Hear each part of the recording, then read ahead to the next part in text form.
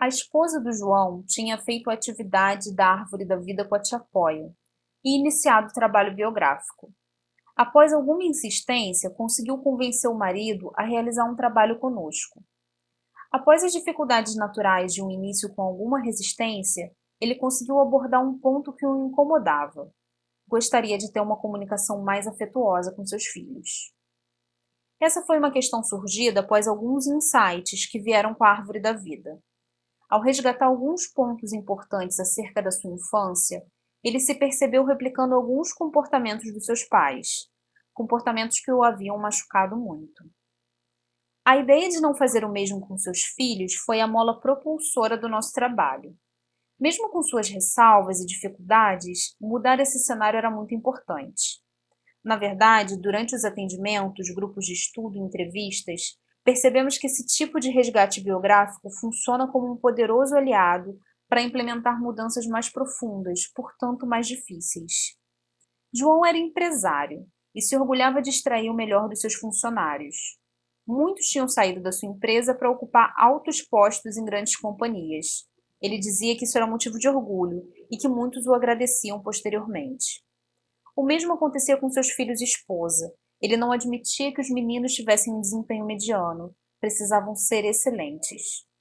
Seu filho mais velho atendia bem às suas altas expectativas. Contudo, ele tinha problemas com o mais novo. Ao contrário do irmão, ele não respondia como esperado e aparentemente estava sendo sufocado pela pressão imposta pelo pai. Como consequência, o rapaz passou a desafiar o pai e adotar um comportamento agressivo. Posteriormente, quando João tinha construído uma relação mais próxima com o filho, ele compartilhou um insight importante. Muito do seu incômodo vinha das suas semelhanças com o filho mais novo. Ele reconhecia muito de si mesmo quando jovem, assim como seu temperamento, ou gênio, como ele classificou. Contudo, antes de chegar nesse ponto, percorremos um longo caminho. O mundo na perspectiva de João era injusto e nem um pouco acolhedor. Não havia espaço para fraquezas. Qualquer falha seria severamente punida. Por isso, os filhos deviam se preparar desde cedo para lidar com a enorme pressão que a vida traria no cotidiano deles. Ele não tinha o hábito de reconhecer o esforço sem resultado, ou mesmo de celebrar e parabenizar os filhos pelos sucessos. A vida não tem um pódio, medalhas e coisas do tipo. Seu maior prêmio é ter um dia de paz. Essa fala acionou um importante alerta. Ok, nós já tínhamos conversado sobre a rigidez dos pais durante sua infância e adolescência. Entretanto, a associação entre o sucesso e conseguir um dia de paz escondia algo mais profundo. Quando questionei como os pais lidavam com as suas falhas, ele respondeu com um nó seco na garganta que qualquer mínima falha implicava em muita violência física e verbal. João quebrou algo, apanhava. Correu e caiu, apanhava. Chegava 2 minutos atrasado para o jantar, sofria graves violências verbais. Chegou a apanhar na escola, na frente dos amigos, quando os pais foram chamados por conta do seu desempenho em português. Sua mãe vivia a gritar e esbofeteá-lo, simplesmente porque ele não tomou banho tão rápido quanto deveria. Se brigasse na rua, apanhava em casa. Se não brigasse e apanhasse de um colega, apanhava ainda mais em casa. Não havia saída. Se chorasse, reclamasse ou demandasse algo, era severamente punido.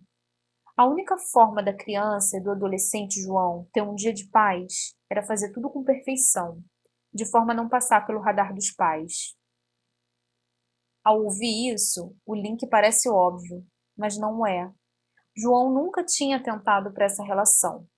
Ele abominava o que os pais tinham feito com ele, porém nunca percebeu que essa violência moldou por completo a sua forma de ver o mundo e de viver as suas experiências. Ele nunca agrediu os filhos, tinha horror a qualquer adulto que levantasse a mão para uma criança. Nunca agrediu ninguém fisicamente, mas vivia num constante estado de tensão, pois qualquer falha iria desencadear a fúria do mundo, ou seja, a fúria dos seus pais. A pressão imposta aos filhos vinha do terror que ele sentia ao imaginar que eles pudessem sofrer como ele tinha sofrido. Ao prepará-los para a perfeição, João pensava estar protegendo as crianças de todo aquele horror. Ao compreender as raízes do seu comportamento atual, João passou por um período de choque. Durante as próximas sessões, ele tentava elaborar a extensão do seu trauma. Segundo ele, cada pequeno gesto, cada escolha era influenciada pelo seu passado. Foi nesse ponto que ele identificou no filho mais novo muito de si mesmo, uma criança sensível, afetuosa e com aptidões artísticas em busca de espaço para se desenvolver.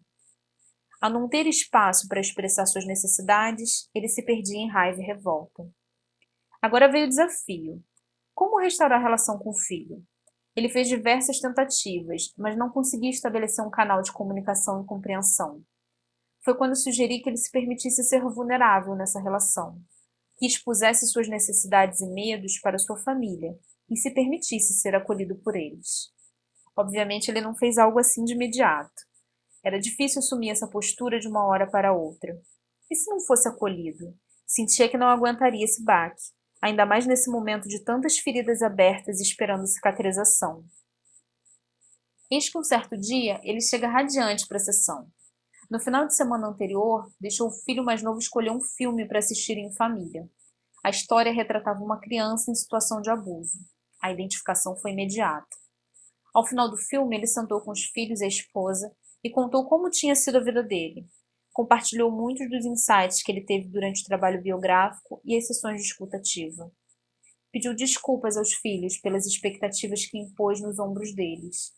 Explicou de onde vinha esse comportamento e que agora ele precisava da ajuda deles para conseguir realizar as mudanças que desejava. Porque mesmo em meio a tanta rigidez, ele amava os filhos e queria assegurar a felicidade deles. Disse que acabou fazendo isso de forma equivocada. Desculpou-se. A resposta da família tinha sido extremamente positiva. Os filhos disseram que sentiam muito pelo que ele passou.